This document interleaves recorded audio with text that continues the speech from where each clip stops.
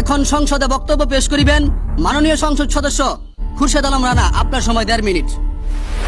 ধন্যবাদ মাননীয় স্পিকার, আমাকে কথা বলার সুযোগ করে দেওয়ার জন্য।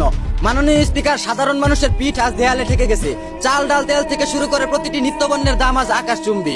বাজারের উপর চাঁদাবাজি সিন্ডিকেটের যে নিয়ন্ত্রণ চলছে তা ভাঙতে এখনো সরকারের কোনো কার্যকর ভূমিকা দেখতে পাচ্ছি না আমরা।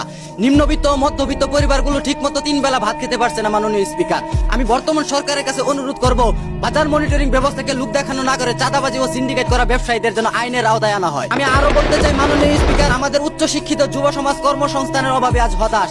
একদিকে হাজার হাজার পদ খালি পড়ে আছে, অন্যদিকে নিয়োগ প্রক্রিয়ায় দুর্নীতি থাকার কারণে মেধাবীরা পিছিয়ে যাচ্ছে। তরুণদের এই মেধা যদি আমরা কাজে লাগাতে না পারি মাননীয় স্পিকার, তাহলে ভবিষ্যতে এই দেশ কখনো উন্নতির ছোঁয়া পাবে না। সিঙ্গাপুর, মালয়েশিয়ার মতো দেশ স্বাধীনতার 20 থেকে 40 বছরের মধ্যে উন্নত রাষ্ট্রে পরিণত হয়েছে, আর আমরা স্বাধীনতার 54 বছর পেরিয়ে গেলেও এখনো কোনো উন্নতির ছোঁয়া পাইনি মাননীয় স্পিকার।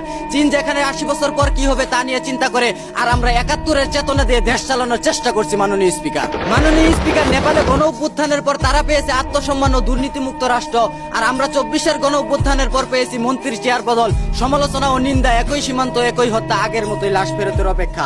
ভারত যেখানে আমাদের দেশের উপর মিসাইল পরীক্ষা করে, আর তা নিয়ে আমাদের দেশীয় বুদ্ধিজীবীরা ফেসবুক, টিকটক, ইউটিউবে যুদ্ধ করে।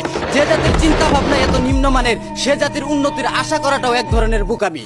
ধন্যবাদ মাননীয় স্পিকার। ধন্যবাদ মাননীয় সদস্য। এখন বক্তব্য রাখবেন মাননীয় সংসদ সদস্য আব্দুল্লাহ আল মামুন। আপনার সময় 2 মিনিট। ধন্যবাদ মাননীয় স্পিকার। বাংলাদেশ হলো একটি কৃষি প্রধান দেশ। যে কৃষক রোদ বৃষ্টি জ্বর মাথায় নিয়ে আমাদের মুখে অন্ন তুলে দিচ্ছে, সেই কৃষকরা আজ সবচেয়ে বেশি অবহেলিত। চাষের মৌসুমে সিন্ডিকেটের কারণে কৃষকরা সরকার নির্ধারিত দামে সার বীজ পায় না।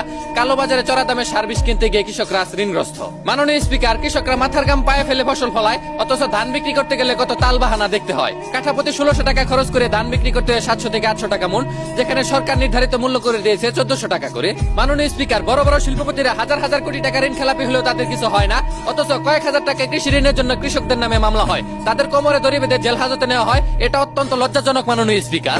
মাননীয় স্পিকার, আমাদের দেশে রাস্তা বা ব্রিজ তৈরি করতে যে পরিমাণ খরচ দেখানো হয় তা উন্নত দেশগুলোর চেয়েও কয়েক গুণ বেশি। এই বাড়তি টাকা কার পকেটে যাচ্ছে, কে খাচ্ছে তার কোনো হদিশ নেই। ব্যাংক খাতে সাধারণ মানুষের টাকা আজ গুটি কয়েক মানুষের পকেটে চলে যাচ্ছে।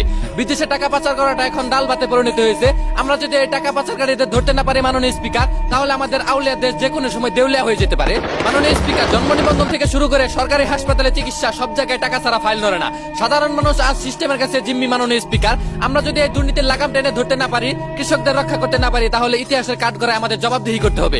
ধন্যবাদ মাননীয় স্পিকার।